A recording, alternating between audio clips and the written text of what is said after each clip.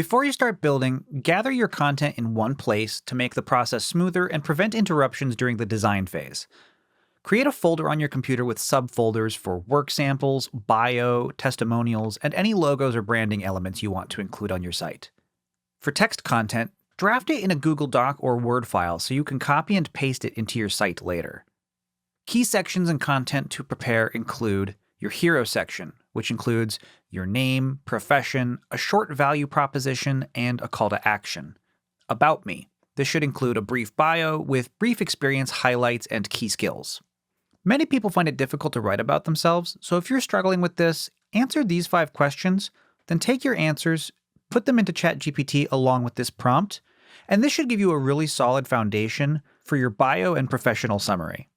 Next, you have your portfolio or work showcase. This should be your best work samples with short descriptions. Services, if applicable. This should be a list of what you offer along with potential starting prices. Social proof. Include testimonials, reviews, press mentions, certifications, and any awards you've earned. Contact information. Include your email, relevant social links, and optionally, a phone number. Here's a checklist with everything you should prepare. Go ahead and grab a screenshot or bookmark this timestamp for future reference. Once you have everything ready, meet me in the next step.